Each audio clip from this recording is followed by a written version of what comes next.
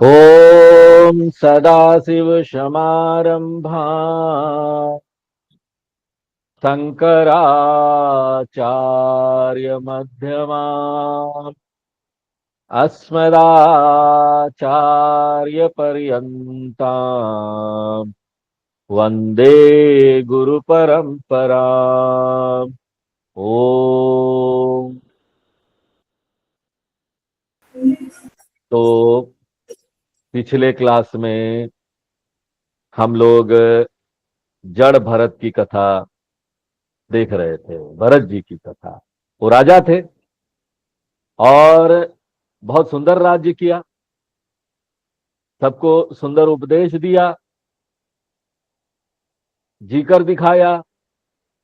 उसके बाद जब समय आया, उन्होंने सोचा बहुत जी लिए इस संसार में, सबके लिए सेवा कर लिए, तो अब चलो ये सब छोड़कर जंगल में रहेंगे, भगवान का नाम लेंगे, एक कुटिया बनाकर, उसी में आनंद है।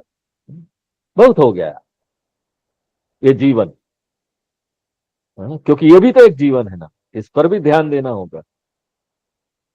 तो वो चले गए। अब देखो, सब कुछ छोड़ के जो आदमी तप कर रहा था, भगवान का भजन कर रहा था, उसकी सारी भक्ति और भजन मन के एक छोटे से कोने में बैठे हुए आसक्ति ने तोड़ दी। हिरण का बच्चा, उसको पालना शुरू किया। जानवर को पालते पालते भी लोगों को इतनी आसक्ति हो जाती है, हिरण के बच्चे से इतनी आसक्ति हो गई कि ना, इस संसार से जाते जाते भी हा हिरण करके मर। तो अगला जन्म भी वही हुआ। इतनी आसक्ति, इतनी ऊंची साधना से एक हिरण ने उनको नीचे गिरा दिया। इसलिए कहा जाता है कि मन के ऊपर ना कभी भरोसा नहीं करना, कहां अटक जाए पता नहीं, सावधान रहना चाहिए। हिरण तो मिला नहीं, लेकिन हिरण का ध्यान करते करते भरत मर गए। अंते या मति सा गतिर भवे। जीवन के अंत में मन की जैसी वृत्ति होती है वैसे ही गति प्राप्त होती है। गीता में भी भगवान ने बोला है कि मरते समय जैसी विचार होंगे वैसा ही अगला जन्म मिलेगा। मरते समय जो विचार करो अगला जन्म वही होगा। मरते समय ज्यादा खाने पीने का विचार करोगे तो अगला जन्म भैंस का मिल जाएगा। खाते रहो, चुगाली करते रहो, चबाते रहो दिन भर। हाँ? भगवान का करोगे तो भगवान का पद मिलेगा। तो हिरण का ध्यान किया तो अगला जन्म हिरण का मिल गया, लेकिन उन्होंने भगवत भक्ति की, इसलिए उनका कोई भी ये जो जन्म है ना आगे का, वो व्यर्थ नहीं जाने वाला था। भगवत भक्ति इतनी थी कि ना, हिरण के देह में भी जब उसको हिरण का जन्म मिला तो उनको इस बात का स्मरण रहा कि पहले वो क्या थे, अब वो हिरण बन गए। इसी स्मरण के कारण अब वे प्रतीक्षा करने लगे। बोले अब धैर्य धारण करके जैसा शरीर मिला है वैसा जी लेते हैं। इसके अतिरिक्त कोई और उपाय तो है ही नहीं। इस देह का पतन होगा तब देखेंगे, क्योंकि जानवर के देह में कुछ कर्म नहीं किया जा सकता। सोच विचार करके तो हम अपने आप को अच्छा भी नहीं बना सकते, सात्विक नहीं बना सकते। जैसा जन्म मिला वैसे जी कर हमको भोगना पड़ेगा। एक जानवर अपने आप को बहुत ऊंचाई तक नहीं ले जा सकता, अच्छा नहीं बना सकता, एक इंसान बना सकता है। इसलिए तो इंसान का जो जन्म होता है ना, मनुष्य का, शास्त्र बोलते बड़ा विलक्षण है, रेयर है। ऐसा रेयर जन्म मिला है, और ये रेयर जन्म का उपयोग हम अपने आप को ऊंचाई तक ले जाने के लिए कर सकते हैं, और वो जानवर नहीं कर सकता। इसीलिए उनको पता तो था कि मैं पिछले जन्म में राजा था, हिरण से आसक्ति हो गई, वो सब पता था, लेकिन कुछ कर नहीं सकते थे, बंधे हुए थे, हिरण के देह में बंध गए थे। अब मृत्यु आएगी, ये शरीर जाएगा, तब दूसरा शरीर क्या आता है वो देखा जाएगा। समय आने पर उनका देह छूट गया, हिरण का शरीर भी छूट गया। पहले वो राजा थे, हाँ, अब उनका जो तीसरा जन्म हुआ एक ब्राह्मण कुल में। ब्राह्मण परिवार में इनका नाम क्या था कहीं पर बताया नहीं गया है, इसलिए उनको जड़ भरत के नाम से कहा गया। उनको सब पूर्व की बातें याद थी, इसलिए वो सावधान रहने लगे। बोले जब ये सब देख चुका हूं मैं कि राजा बनकर भी क्या हुआ और हिरण के साथ कैसा आसक्ति हुआ पिछले 2 जन्मों का मुझे याद है, तो ना अब क्यों वही गलती करना। एक बार गलती कर दी, बार बार थोड़ी ना गलती करेंगे। इसलिए ना उनको किसी से मतलब ही नहीं रहता था, किसी से आसक्ति नहीं। अपने घर में भी माँ बाप भाई बहन किसी से आसक्ति नहीं, बोले सब चले जाने वाले हैं। फिर से हिरण के, हिरण पर आसक्ति मत रखो, ये सारे लोग हिरण जैसे ही है। हिरण पर आसक्ति रखेंगे तो फिर से वही माँ बाप मिलेंगे। हाँ, फिर से उनकी सेवा करो, फिर से भाई बहन वही मिलेंगे, फिर से वही झगड़ा झुगड़ू करो। तो ये तो कीचड़ लगाना हुआ अपने ऊपर। हाँ? कीचड़ लगाओ साफ करो, कीचड़ लगाओ साफ करो। अरे जब जानते हो ये कीचड़ है तो क्यों लगा रहे हो, इससे दूर रहो, इसको हाथ मत लगाओ। कहावत है ना, दूध का जला छाछ भी फूक फूक कर पीता है। इसलिए जर भरत जी दूध के जले हुए छाछ भी फूक फूक कर पी रहे थे। उन्होंने सब संगों को छोड़ दिया, कोई मतलब नहीं, बोलते ही नहीं थे। बोला बोलना भी बेकार है, कौन सुनने वाला है यहाँ। बोलो ही मत। एक मूर्ख के समान जड़वत पड़े रहते थे, कि जड़ व्यक्ति नहीं है, ऐसे जड़वत पड़े रहते, कुछ नहीं कर, खाए पिए बैठ गए। सब लोगों को ऐसा नहीं करना चाहिए, आलसी व्यक्ति को। ये आलसी व्यक्ति के लिए कहानी नहीं है, आलसी व्यक्ति को पहले मेहनत करना पड़ेगा। उनको तो ज्ञान था, वो ज्ञानी थे, ज्ञानी ऐसा कर सकता है, ज्ञानी को छूट है। ज्ञानी को कोई बंधन नहीं, आपको पता है। एक ज्ञानी जो हो जाता है ना उसको कोई बंधन नहीं। शास्त्र उसके लिए कोई बंधन नहीं बताते। हाँ? कि उसको ऐसे ही रहना चाहिए, उसको ऐसे ही वस्त्र पहनना चाहिए, उसको रोज सुबह उठ के 6 बजे पूजा करना चाहिए, तब ज्ञानी है, नहीं तो नहीं है। हाँ? और ऐसे ही मंत्र पढ़ना चाहिए, तब ज्ञानी है, नहीं तो नहीं है, नहीं। शास्त्र बोलते ज्ञानी के लिए कोई बंधन नहीं, कोई डूज एंड डोंट नहीं। इसलिए वो पढ़े रहते थे। हमारे लिए तो कोई डूज एंड डोंट है ही नहीं। ज्ञानी, ये ज्ञानी के लिए। हाँ? सब लोग ऐसे नहीं करना। हाँ? अगर ज्ञानी हो तो कर लो। जानबूझकर मूर्ख के समान बने रहते थे। उनके और भाई लोग भी थे, और ब्राह्मण कुल में थे, तो उनका यज्ञोपवीत भी कराया गया।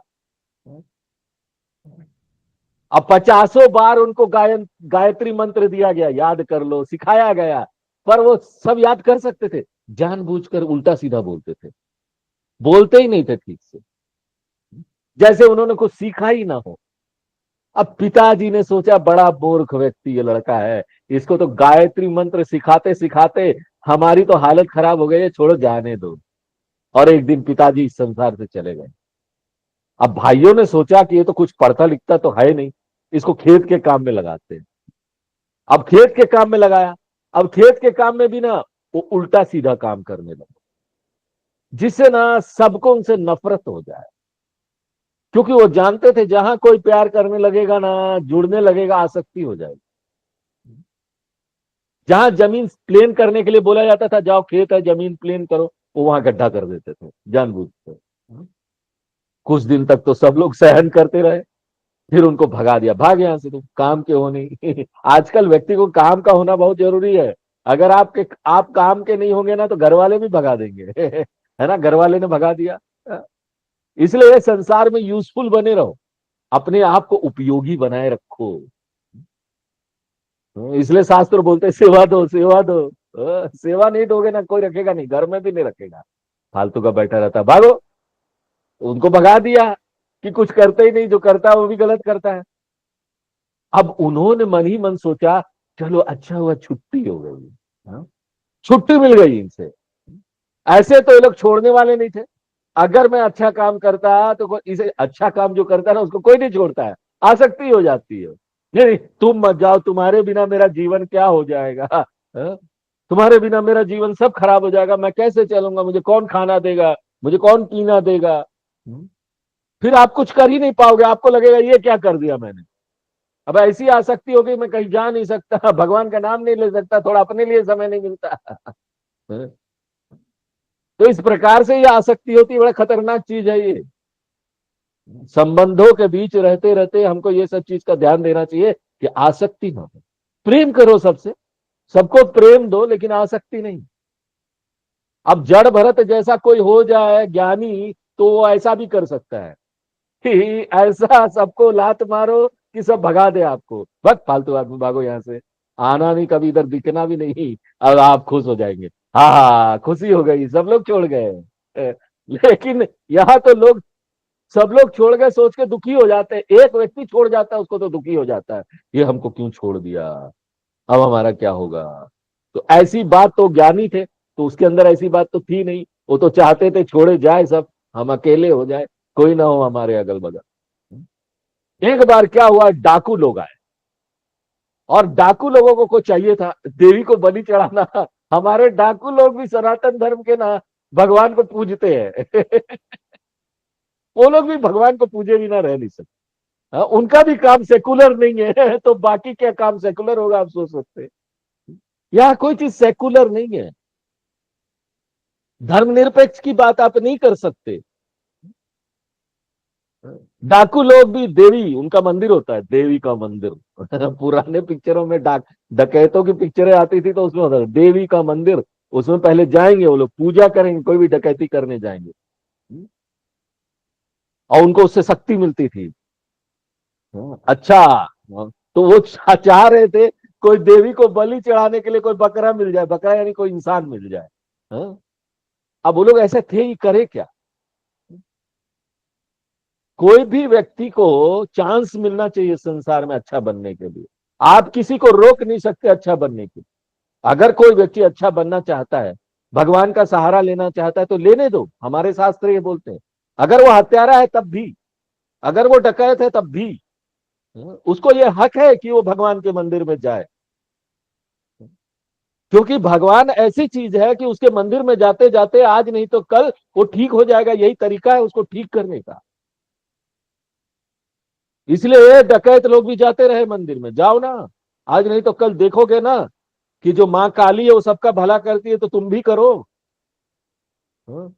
चढ़ा तो रहे हो फल फूल देवी को, लेकिन कर रहे हो उल्टा काम, कभी ना कभी दिमाग में आएगा ही। इसलिए देवी का संग करते रहो, अच्छे लोगों का संग करोगे ना तो अच्छा ही तो बनोगे। संसार में बोलते हैं ना, वैज्ञानिक लोग भी बोलते हैं, मैं नहीं बोल रहा हूं, मनोवैज्ञानिक लोग क्या बोलते हैं, अगर आपको अच्छा बनना है तो अच्छे लोगों का संग कीजिए, साधु संतों का संग कीजिए, भगवान का संग कीजिए। भगवान अच्छी है, देवी माँ अच्छी है, आप भी अच्छे बन जाएंगे, सर्वगुण संपन्न देवी माँ। तो आया उनको, उन्होंने देखा डकैतों ने, बड़े तगड़े तगड़े लोग हैं, बड़ा तगड़ा व्यक्ति है, खाया पिया सा लग रहा है, मोटा मोटा सा। हाँ? अब वो ज्यादा खाते पीते नहीं थे, फिर भी तगड़े थे। हाँ? तो लोगों को ना ये बात बड़ी झूठ मूठ वाली बात है ना, कि बहुत खाओ तो ताकत आती है। अरे काहे का ताकत आती है, ज्यादा खाने से ताकत नहीं आती। यहाँ पर देखो अमीर लोग काजू बादाम पिस्ता अंजीर ये सब खाते रहते हैं, लेकिन उनको कोई ताकत नहीं है। हाँ? और एक लेबर को बोल दो जो कुछ नहीं खाता, दाल चावल रोटी के, सबसे अच्छा खाना क्या मालूम है, अभी अभी कोई रिसर्च या सर्वे हुआ था, उसमें बताया गया था सबसे अच्छा खाना दाल चावल सब्जी। सबसे अच्छा खाना, नियम से खाओ। हाँ? नियम से खाना जरूरी है, जिस समय पर खाना खाना है उस समय पर खाओ। और आयुर्वेद में तो बोलते हैं कि अंधेरा होने के बाद खाना ही नहीं चाहिए, कुछ मुंह में नहीं ले जाना चाहिए। इसलिए 7 बजे से पहले खाना खा लो जो खाना है, उसके बाद कुछ मत खाओ भैया, जहर है, जहर शरीर को जहर बना देता है बोलते हो।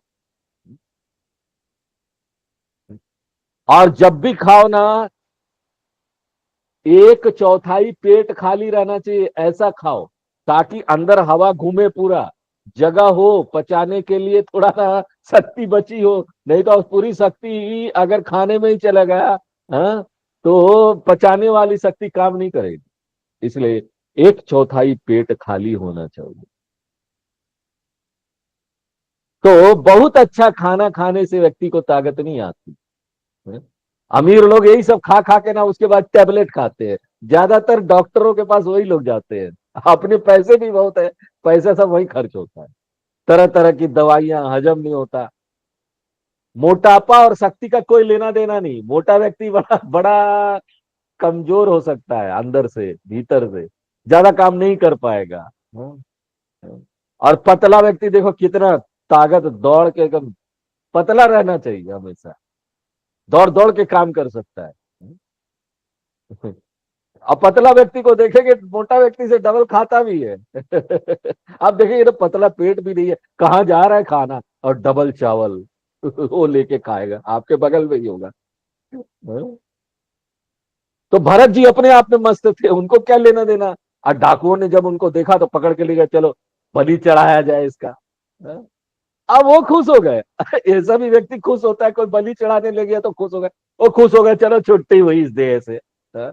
चलो भैया देवी को ही चढ़ा दो। अच्छा देवी के काम आ जाएंगे। हाँ? ऐसा भी कोई पॉजिटिव थॉट रख सकता है, आप सोचिए। हाँ? कैसा हाइट ऑफ पॉजिटिव थॉट है। ऐसा पॉजिटिव थॉट रखना चाहिए। हाँ? कोई आपको मार मूर दे भी ना तो ऐसा लगना चाहिए, अरे हमको अपना शरीर से ना बड़ा आसक्ति, तो आप समझ में आ गया कोई इसको मार भी सकता है।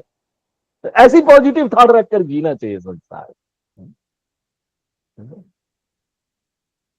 अब उन्होंने क्या किया, डाकुओं ने उनको लाल कपड़ा पहना दिया और भद्रकाली के सामने ले, और जब वो मारने जा रहे थे, अब एक ज्ञानी भद्रकाली कैसे चुपचाप रह सकती थी, ज्ञानी था उसके सामने, वो प्रकट हो गई तलवार लेकर, और डाकुओं को मार डाला, उसके सरदारों को मार डाला, और देवी वहां पर नृत्य करने लगी। सारे डाकुओं के साथियों को मार डाला और इनको छोड़ दिया, ज्ञानी छोड़ दिया। क्योंकि भगवान, एक ज्ञानी भी भक्त होता है। हाँ? वो भले पूजा नहीं करते थे भद्रकाली का, लेकिन ज्ञानी सबका भक्त है। वो सबसे बड़ा भक्त है। गीता में बताया गया है कि ना, सबसे ऊंचा भक्त जो है ज्ञानी भक्त है भगवान। क्यों? एक भक्तिर विशिष्य थे, वो भगवान से एक हो गया है। हाँ? तो उसमें और भद्रकाली में कोई अंतर नहीं रह जाता। तो भगवान के लिए तो भक्त थे, प्रकट हो गए। हाँ? और जड़ भरत बोले, अरे अच्छा खासा मर रहा था, कहाँ देवी ने आकर मुझे बचा लिया भाई साहब। फिर से वही घूमते रहो, बिना खाए पिए। चलो कोई बात नहीं, अब देवी माँ ने बचाया है तो मतलब अभी प्रारब्ध है, जीना है शरीर को लेकर। चलो चलते, जैसे भी जी लेते, क्या फर्क पड़ता है। वो वहां से निकल पड़े। निकल कर आगे आए तो अब ना यहाँ पर भागवत में ना आत्म तत्व का उपदेश भरा पड़ा है। हमको लगता है भागवत कहानी है, लेकिन भागवत जब अंदर भीतर जाओ ना, तो देखो भागवत में जगह जगह पर आपको वेदांत का ही ज्ञान मिलेगा। मुख्य वहीं पर घूम फिर के वहीं पर आ जाए। तो अब देखो जड़ भरत और राजा रहुगन की भेंट होती है। रहुगन नाम के एक राजा थे, वो जा रहे थे कपिल मुनि के सत्संग, ब्रह्म ज्ञान प्राप्त करने के लिए पालकी में बैठकर जा रहे थे। और पालकी को चार कहारों ने उठाया हुआ था, जो पालकी ढोने वाले होते हैं उन्होंने उठाया। लेकिन उस दिन ना चार में से तीन ही आए थे, एक नहीं आया था। वो कहीं छोड़ के, काम छोड़ के चला गया, ज्यादा सैलरी नहीं मिल रही होगी। लोग छोड़ते ही रहते हैं काम, ज्यादा सैलरी इधर नहीं हो, दूसरी जगह अगर 100 रुपया ज्यादा मिल गया तो चलो भैया। तो चले गया होगा काम छोड़कर। हाँ? अब इन तीनों ने देखा कि ये जो जड़ भरत बैठे हुए थे, वो हृष्ट पुष्ट आदमी, अच्छा संड मुसंड वहां बैठा हुआ है। वो बोले भैया उठो, चलो पालकी ढो, राजा का पालकी है। हाँ?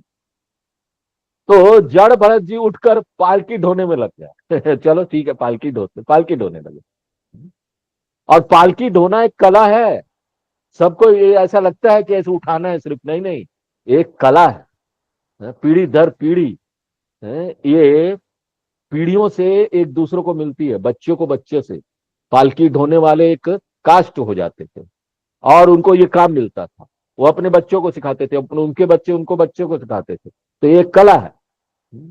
हमारे जो ये सनातन धर्म में ये बनाया गया था ना, ये कास्ट कास्ट, ये कास्ट नीचा ऊंचा करने के लिए नहीं बनाया गया था, तुम नीचे हो वो ऊपर है। ये तो काम के लिए बनाया गया, सबको काम मिले, सबको रोजगार मिले। अरे एक के चमार जूता बनाता है, हम लोग तो भगवान के चरण छूते हैं, पहले भगवान के चरण में जाते हैं और सिर रखते हैं। एक ब्राह्मण जो है वो भी भगवान के विष्णु के चरण में सिर रखेगा। और शास्त्र बोलते हैं ये जो सबसे नीचे कास्ट जिसको हम लोग बोलते हैं ना, वो भगवान विष्णु के चरण है। लो भैया, तुम चरण पर पांव रखो, तो उनके पांव पर रखो, जूता बना रहे हैं। कोई ऊंचा नीचा कोई नहीं है, सब अपना काम कर रहे हैं ना, सबको रोजगार मिलता था। हाँ, आजकल क्या है, अब रोजगार की कमी क्यों हो गई मालूम है? ये पीढ़ी दर पीढ़ी वाला जो अपनी कला थी ना, हम अपने ही घर में, घर परिवार में कला सीख लेते थे, वो खत्म हो गई।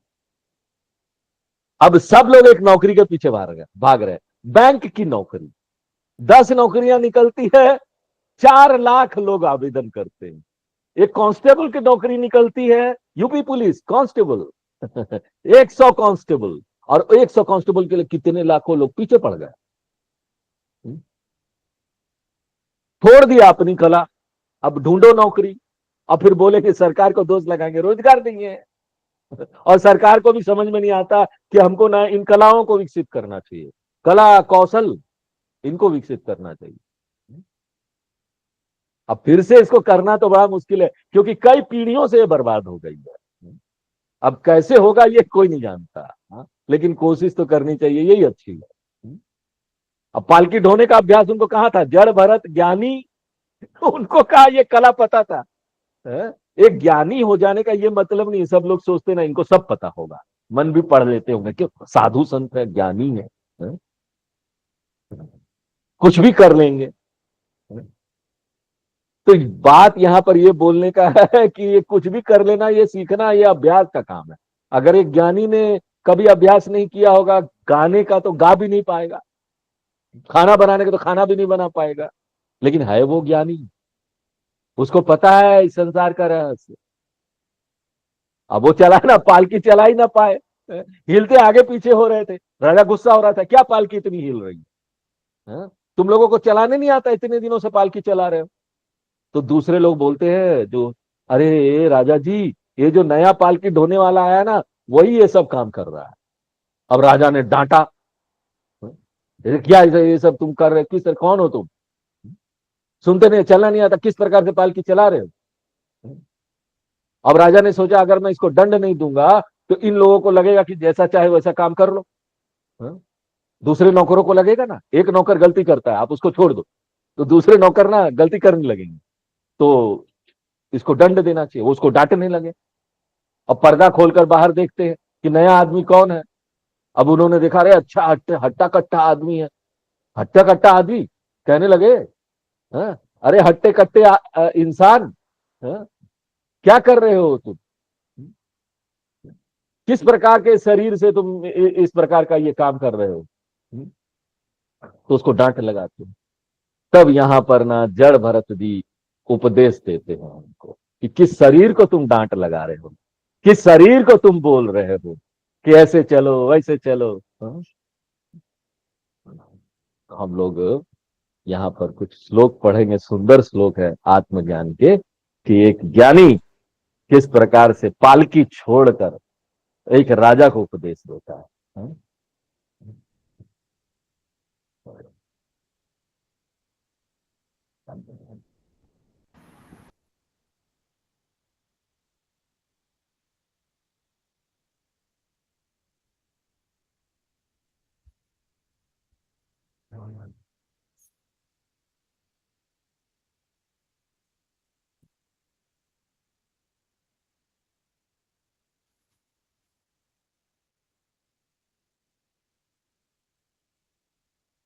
जड़ भरत जी द्वारा राजा रहुगण को आत्म तत्व का उपदेश। तावानयम व्यवहार सदा विहि तावानयं व्यवहारस्वभाविः क्षेत्रज्ञ साक्ष्यो भवति स्थूल सूक्ष्मः। क्षेत्रज्ञसाक्षो भवति स्थूलसूक्ष्मः तस्मान् मनोलिङ्गमदो वदन्ति। तस्मान्मनोलिङ्गमदो वदन्ति गुणा गुणत्वस्य परावरस्य। गुणत्वस्य परावरस्य स्थानिल स्थावर जंगमानम। स्थानिलस्थावरजङ्गमा आत्मस्वरूपेण निवेष्ट ईशेत। आत्मस्वरूपेण निवेष्ट ईशेत् एवं परो भगवान् वासुदेवः। एवं परो भगवान् वासुदेवः क्षेत्रज्ञ आत्मेदमनुप्रविष्टः। क्षेत्रज्ञ आत्मेदमनु प्रविष्टः न यावदेतान्तनुभृन्नरेन्द्र। न यावदेतान्तरिन्द्र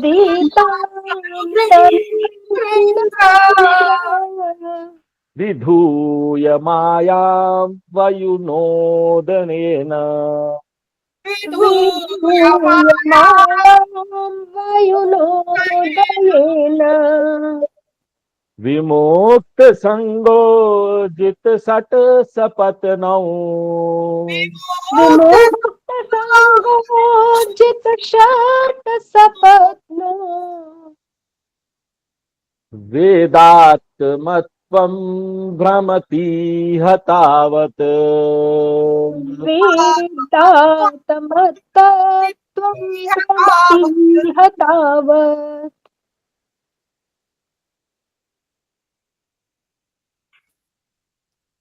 न यावदेतन्मन आत्मलिङ्गम्। न यावते मनात्मलिङ्गम् संसारतापावपनं जनस्य। संसारतापावपनं जनस्य यच्छोकमोहामयरागलोभ।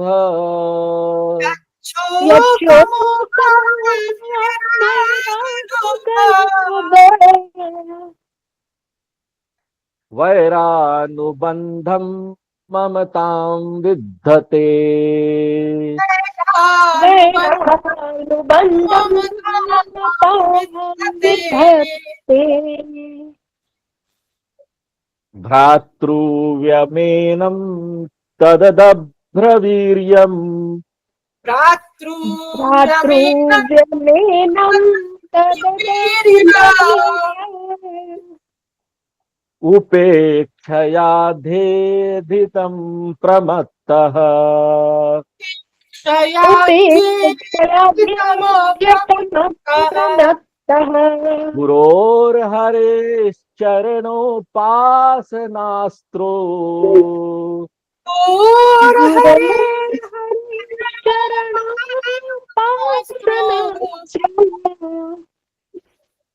जहीव्यलीकं स्वयमात्ममोषम्।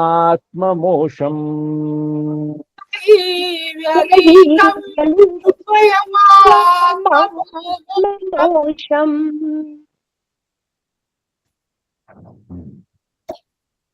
तो भरत जी बोलते हैं, क्या तुम मुझे डांट रहे हो? तुम बड़े स्वामी और मैं सेवक। हाँ? मैं तो उन्मत्त हूं, मुझे कोई अंतर नहीं पड़ता। मुझे तो जैसा चलना आता वैसा ही चलूंगा। जब उन्होंने ऐसी बात कही तो राजा रघुगण समझ गए कि मैंने कहीं ना कहीं गड़बड़ कर दी है इनको डांट कर। कोई एक पालकी वाला या कोई कहार या कोई सामान्य आदमी ऐसी बात नहीं कर सकता। ये तो आत्मज्ञान की बात कर रहा है। अब देखो, यही घटना ना शंकराचार्य जी के बारे में भी बोला जाता है। एक बार शंकराचार्य जी मंदिर में अपने शिष्यों के साथ नहा धुआ धोया था उन्होंने, नहाए हुए थे सब, साफ सुथरा होकर निकल रहे थे।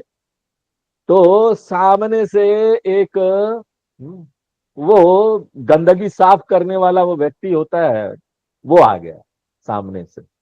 तो उन्होंने उनको हट हट बोला, सामने से हटो। अब बात था कि उन्होंने उससे घृणा करने के लिए नहीं बोला शंकराचार्य जी कि सामने से हटो। बात यही था, देखो भाई मैं नहा के आ रहा हूं, तुम गंदगी साफ करके आ रहे हो, थोड़ा बगल हो जाओ। हाँ, बस बात वही थी। हाँ? अब देखिए, आप किसी गंदे व्यक्ति को देखते हैं, कपड़ा गंदा सब, उसे थोड़ा दूर होके चलते हैं कि नहीं? हाँ? बोल रहे भैया साइड हटो थोड़ा सा तुम। हाँ, नहा वहा के आ रहे, कपड़ा पहने हुए हैं, तुम भी नहा लो तो मेरे साथ चिपक के चल सकते, कोई दिक्कत नहीं है। हाँ? तो शंकराचार्य जी ने यही मनसा से उसको बोला, बोला होगा उस समय, ऐसी कहानी आती। हाँ? लेकिन वो फिर ज्ञानी व्यक्ति था, वो बोलने लगा किसको हट हट बोल रहे हो। अब शंकराचार्य जी समझ गए कि सामने कोई और है।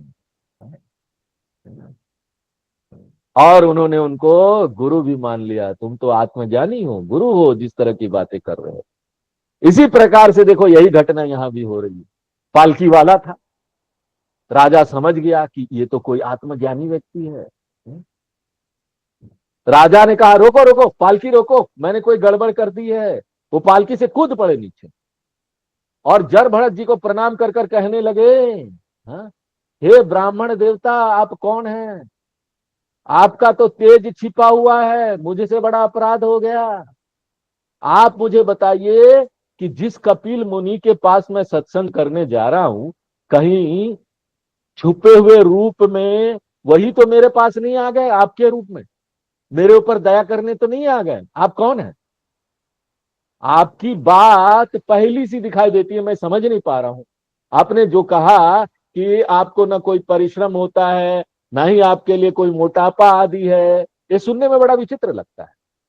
मैं तो आपको देह सहित देख रहा हूं, आपका मोटापा भी देख रहा हूं, श्रम होते हुए भी देख रहा हूं, और आप कहते हैं कोई श्रम नहीं हो रहा, कोई मोटापा नहीं है, क्योंकि वो देह ही नहीं है। तो राजा बोले देखो भाई, ये बात मेरी समझ में नहीं आ रही, आप इस तरह की बात कर रहे हैं।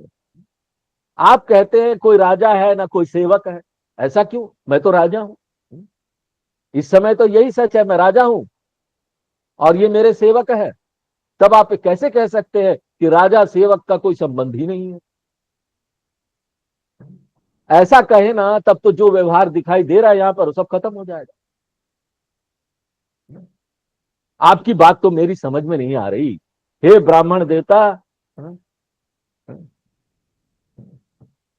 मुझे कुछ बताइए, मुझे साफ साफ बताइए। तब जो वो जड़ भरत थे, उसने कहा राजा को ना, उसके पालकी वाले जो थे ना नौकर लोग, उनके सामने ही उसको फटकारा, हाँ? कि तुम ना दिखते हो बड़ा ज्ञानी लेकिन हो नहीं, हाँ? मूढ़ हो, ज्ञानियों जैसी बात कर रहे हो। देखो, ज्ञानी लोग जो होते हैं ना, तत्व ज्ञान और व्यवहार को मिलाते नहीं है। मैंने जो आपको ये बताया, ये तत्व की दृष्टि से कही थी। तुम जो बात करते हो, नाम रूप उपाधि की दृष्टि से बात कर रहे हो। अरे हमको ये शरीर मिला है, ये शरीर के हिसाब से धर्म अधर्म देखते हुए हमको कार्य करना है। जो हमको स्वधर्म सामान्य धर्म, जो हमको आश्रम मिला हुआ है, हाँ, जो हमारा गुण है, उसके अनुसार हम कार्य करें। उसमें हम थोड़ी ना बोल सकते हम शरीर नहीं है। लेकिन ये जान लेना, ये बुद्धि में होता है। ये जान लेना कि यहां पर सब स्वप्न मात्र है, ये शरीर जो दिख रहा है वो हम नहीं है। अभी तक हम सोचते आ रहे थे यही सब कुछ है, हम ही, हम यही है और कुछ नहीं। ये सब तो गलत सोच थी, स्वप्न में थे हम। बोलते जब तक ये मन रहता है तभी तक जागृत और स्वप्न अवस्था का व्यवहार होता है। वो जीव का दृश्य बना देता है ये मन जब तक है ना। ये मन में वो पड़ता है ना चेतनता का प्रकाश, तो सब चीज काम करने लगता, पूरा शरीर, इक्विपमेंट, इलेक्ट्रिसिटी लग जाता है। फैन का प्लग लगा दो तो काम करना शुरू कर देता, फैन है फैन, इसका प्लग भगवान से लग गया तो काम करना शुरू कर देता है। ये पंडित लोग जानते हैं, पंडित लोग जानते हैं कि यही मन ही समस्या है। मन ही ना यहाँ पर प्रकाश लेके और फिर गुण ले लेता है, और गुण के कारण ये अच्छा है, ये खराब है, सतोगुणी है, रजोगुणी है, तमोगुणी है? संसार में भी ये अच्छा है, ये खराब है, हम सब बांट देते हैं ना, ये मेरे पसंद का, ये मेरे पसंद का नहीं है, और फिर परेशान होते हैं? ये कौन आ गया, मैं इससे घृणा करता हूं, भगाओ इसको यहां से, ये कौन व्यक्ति है, मैं उससे पसंद करता हूं, मेरे पास लेके आओ, कहां दूर चला गया। ये सारा गुण वो मन, जब मन वहां पर चालू होता है गुण ले लो। मूल जो चेतनता है, जो हम है, उसका तो कोई गुण ही नहीं है। उसके लिए क्या अच्छा क्या खराब है, ये जो पंडित लोग हैं ये जानते हैं, इसलिए जो जानता है वही पंडित। पंडित की परिभाषा क्या बता रहे हैं भरत जी, जड़ भरत जी? जो इस बात को जानता है कि वो शरीर नहीं है। जब हम ये जान लेते हैं कि हम क्या है, हम शरीर नहीं है, तो हमारा व्यवहार बड़ा सुंदर हो जाता है संसार में। ऐसा नहीं होता कि हम शरीर नहीं है तो छोड़ दिया, शरीर का ध्यान रखना छोड़ दो ना जरा, खाना पीना छोड़ दो, ऐसा नहीं कर सकते, क्योंकि ये नियम है, ये स्वप्न वाला संसार का ये नियम है। वो नियम को तोड़ोगे तो तैयार हो। अगर आपको कोई फर्क नहीं पड़ता ना कि कोई भी बीमारी आ जाए, हम कैसे भी नियम से रहे चाहे ना रहे, धर्म से रहे ना रहे, चोरी कर ले, सरकार हमको जेल में डाल दे, अगर फर्क नहीं पड़ता तो कोई बात नहीं। फिर जेल में भी जाना पड़ेगा, अगर चोरी करोगे तो जेल में भी जाना पड़ेगा। एक ऐसे ही चोर था, गीता उता पढ़ा हुआ था, वो भागवत पढ़ा था, सुना होगा उसने, जड़ भरत जी का उपदेश सुना था कि शरीर नहीं हूं। वो चला गया कोर्ट में, जज साहब ने पूछा क्यों भाई, क्यों मारा उस व्यक्ति को? तो बोला मैं थोड़ी ना मारा जज साहब, ये तो मेरा शरीर है जो ये कर रहा है। तो जज साहब भी गीता पढ़े हुए थे, भागवत में सुना था जड़ भरत जी का प्रवचन। तो जज साहब बोलते हाँ हाँ, तुम तो शरीर नहीं हो, इसलिए हम तुमको थोड़ी ना सजा देंगे, तुम्हारे शरीर को सजा देंगे, तुम्हारे शरीर को जेल में डाल देंगे। और शरीर को जेल में डाल दिया, तो अगर उसके लिए तैयार हो तो सब ठीक है, अच्छा खराब सबके लिए तैयार हो। ये संसार ऐसा है। इस संसार में रहते रहते हमको इस शरीर के नियम का पालन करना चाहिए। इसको खाना, जब खाना का मन करता है खाना खिलाओ, नहीं तो भूखा सब मर जाओगे। हाँ? और जो कानून बना उस कानून के दायरे में रहो, भ्रष्टाचार मत करो, चोरी नहीं करना, गलत काम नहीं करना, असत्य नहीं बोलना, ये प्रकृति का नियम है। प्रकृति के नियम के अनुसार चलो।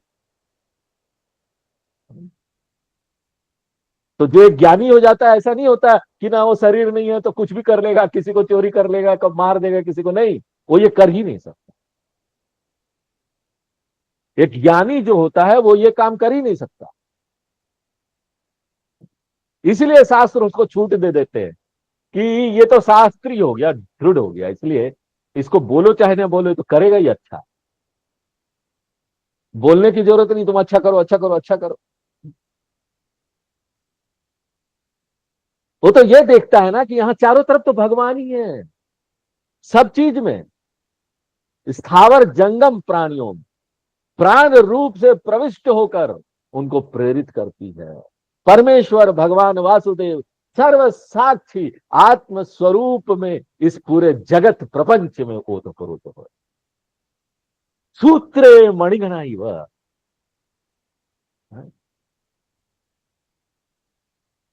एक सूत की तरह है, सबको पिरे हुए पूरे पिरो के रखे।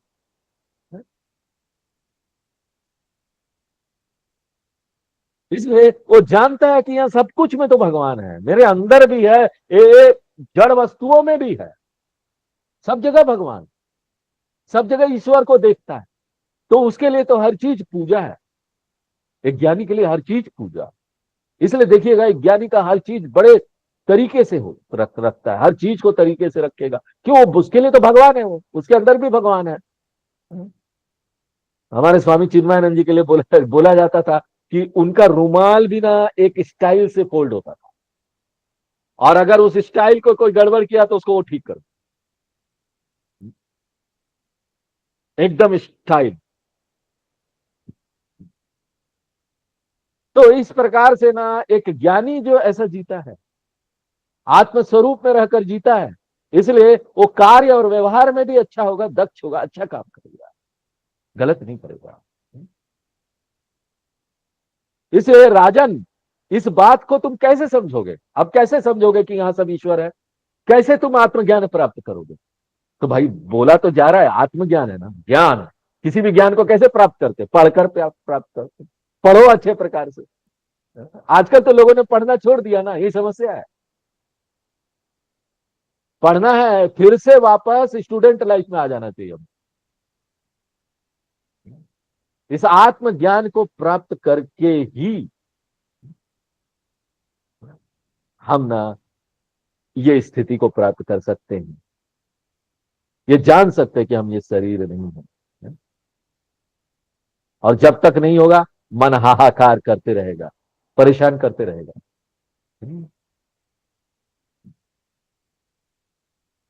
इसलिए ये मन जानता है ना कि हम क्या है और क्या नहीं है, और ये संसार क्या है क्या नहीं है। इसलिए काम वहीं पर करना है, मन और बुद्धि पर ही काम करना है।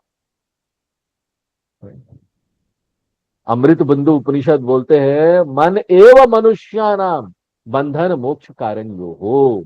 ये वेदवाणी है कि मन ही बंधन का कारण है, मन ही मोक्ष का कारण है। तो फिर हम काहे भटके इधर उधर? मन और बुद्धि पर ध्यान दो। और मन और बुद्धि ज्ञान की भाषा भाषा समझते हैं और कोई भाषा नहीं समझेंगे। है? देखो ना, एक व्यक्ति वही करता है जो उसको जानकारी होती, उसके अनुसार ही वो काम करता। इसलिए हम भी काम वैसे ही करेंगे जैसे हमको जानकारी होगी। अगर हमको जानकारी होगी कि हम शरीर है, तो हम शरीर के लिए काम करेंगे, छोटे होकर काम करेंगे। और जानकारी होगी, ज्ञान होगा कि हम ये शरीर नहीं, वो बड़े चेतनता आत्मा है जो सबके भीतर है, तो सब अपने होंगे। यहाँ पर कौन पराया होगा? सेवा भाव से हम यहाँ काम करेंगे। चलिए आज यहीं पर विराम देते हैं, समय हो गया है। फिर आगे अगले क्लास में देखेंगे।